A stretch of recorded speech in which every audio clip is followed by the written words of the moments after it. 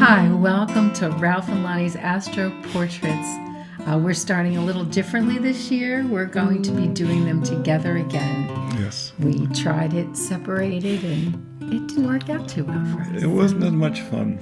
We got a lot of comments from everybody saying that they missed our banter, and we do banter very well. Yeah. So I hope you enjoy this one. We're going to look at the life of Barbara Walters, who, of course, just recently passed away, and the chart is really nothing short of remarkable. What you would expect with such a remarkable person. And she is born on September 25th, 1929 at 6:50 a.m. in Boston, Massachusetts.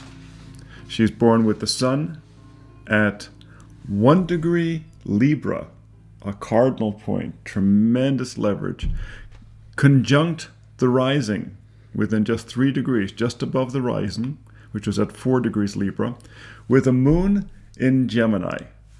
So air, ideas, communications, and everything. And then well, not only the moon in an air sign, and just for a little entertainment value, she's got Jupiter in Gemini as well. But let's go back to that first house and look at the Mars and Mercury conjunct within a degree in another air sign, that Libra, and coincidentally conjunct the star Spica. The brightest star in the constellation Virgo, which is considered a major feminine archetype. It's also a point of brilliance. Brilliance and high productivity. Just a person who's tremendously productive. And brilliant is certainly a word that you could apply to Barbara Walters. And it's Mars, physical energy, and Mercury, communications. And quick wit. Combined together. And we like to call these the pawns of the zodiac because they're always willing to get into it. They're the ones who will step out in front and say, let's see what happens, without really thinking about it. And she had that ability to do that. Now, I think it's also interesting, too, that, and we've discussed this other times, is that, the sun is in what's called its fall position. It's normally traditionally considered a very weak position. The Aries sun is considered a very strong position, the opposite.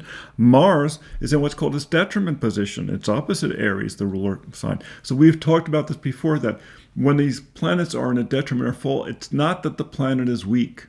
This has been the feeling for a long time. Oh, the planet's weak. No, the planet's operating in a more personal way. She actually brought a tremendous amount of personal energy to her experiences with people, which you see in her interviews. Barbara's personally there. She's not a mouthpiece for some organization. She's personally involved in it. And I think it's an interesting point to make that planets in detriment, they get a bad rap because people feel like they don't work right. So, I'm basically screwed if I want to work in a field that planet is important for, or maybe I should choose another field or anything along those lines. But the fact is that when a planet is dignified, whether it's by quote unquote good dignity or a difficult dignity, it just puts a little bit more energy into that planet. And remember, we are the drivers of the car. We are the pilots of the plane. We get to choose what planet we want to filter our life through and how we want to do that. And if you have some challenges that you have to overcome, very often that's where we spend most of our time. And it's not surprising that people can allow themselves to excel in those areas. So I'm often disappointed when people just say, oh, yes, I have this bad Mars. I'm really screwed. And but you have to look through another filter. Of course, this Mars has Spica going for it. And if we're going to talk about fixed stars that add some oomph and brilliance to the chart, we have to look at the Saturn, which is a 24 degree Sagittarius in the third house. That's a couple degrees off of the galactic center. So that's another powerful boost to a planetary position that is already strengthened by the Sagittarius in a way. And then we have Venus. How could I forget Venus? Can't forget Venus. Venus is at the Royal Star Regulus. And if Barbara Walters didn't have that sort of regal quality to her, I don't know who does. Right. And that's what a personal point at Regulus often contributes to the personality. And what's interesting is that it's conjunct out of sign, but just 3 degrees away from Neptune. So right around that galactic star, you have Venus, one sense of personal beauty, personal worth, and Neptune, the ability to imagine, the ability to visualize creatively together right around Regulus. And the last, right on the edge there between the 11th and the 12th house, the 12th house has a huge amount to do with people who work in the studio. And she spent a tremendous amount of her time in studios. This is a place where where you feel protected and you can be creative. And she had that ability to bring that energy there. Creative is really the word for her, and I think you have more to say about that in a minute. But I'm talking about that Neptune also adds a lot of creativity to her as a woman, being conjunct that.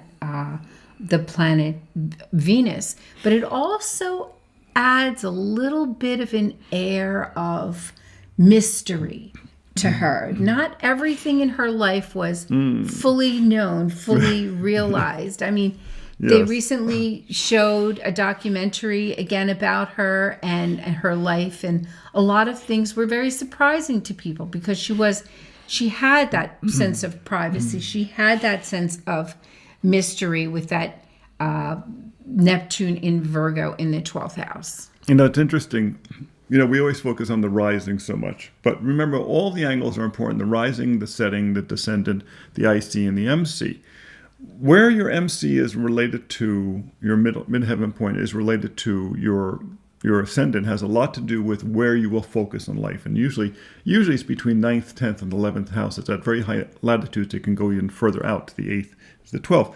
Let me just say, we use whole sign houses, right. And that makes that midheaven move between those houses. There's some systems where the midheaven is fixed at a certain point on a house on the 10th house cusp, but whole signs is very effective in helping to nail down people's career points. Exactly. And how they're known out in the world. Right. And so, for instance, if it's in the 9th house, you tend to be more geared towards knowledge seeking and travel. It's 10th house is about career. 11th house is about being in the marketplace. Her midheaven is exactly square her ascendant descendant. It's 4 degrees Libra across to 4 degrees Aries to 4 degrees Cancer at the midheaven, which is interesting. 4 degrees Cancer at the midheaven, right? You would think a mother. And one thing she said that she wanted to be remembered as a good mother, but it's also as a woman in Cancer. Cancer is a very strong sign. The moon is out of sign conjunct with the midheaven at 23 degrees Gemini. So it's a highly elevated moon, right? It's conjunct Ceres, the shepherdess. And she was a major shepherd to other women in the community, especially younger women, Gemini, which next to that Ceres is Jupiter. Jupiter is in the 9th house, in his own house. Very strong place for that to be. It's like the Mars. Mars is in his own house. In the 1st house, when a planet's in its own house, it really gets empowered. It's like being wrought by an angle in many ways because it can operate in its own territory. The Jupiter, right, is trying all this stuff is trying the Mars. And when Jupiter is trying Mars, it usually means people always find ways to have money. They always seem to have money. Money always tends to flow to them. They're just very good about connecting their activities and their vision and ability to expand life. But the moon, this is where it gets interesting. The moon at 23 degrees Gemini is exactly trine the Mercury, the planet of communication in Libra, at Spica and conjunct within 1 degree or trine within 1 degree to the Mars. So the moon is in the sign of communication, Gemini, and trine the Mercury in Gemini, which is in another air sign, which is also a means of communication. In fact, both of those air signs really relate to radio waves or television waves. And the fact that Mars and Mercury are conjunct within 1 degree at Spica, again, in Libra, we have fairness, balance, equity. What kind of issues did she talk about? Equity for women in the workplace, equity for women in the news, and companionship or supportiveness through action, through that Mars, for younger women to speak. Gemini or Mercury in Libra. I mean, it's picture perfect for. I'm sure she got the rule book. She got the instructions when she stepped over the line of incarnation. This is what you're meant to be doing here, because she really had a very clearly laid out plan. Now, it's funny when they were talking about her life, they said, well, she was married more than once. They didn't really even go into it in detail. And when you look at her 7th house, her descendant, she has exactly conjunct the descendant, Pallas Athena, the warrior goddess, right? So, I mean, she was going to tend to be independent. She was going to have her own money, her own career. It's in Aries, right? Aries, okay? But also, at 9 degrees, was Uranus. And Uranus tends to mean that your partnerships with people will be exciting. Now, it can be her career partnerships, and she was, connected to a big media organization for a very long time. But it also means that your marriages will tend to be very interesting. Well, and that defines her first marriage. She was married 3 times. So if you look at the sibling of the marriage house, the 7th house, you count the 7th house as 1, 2, 3.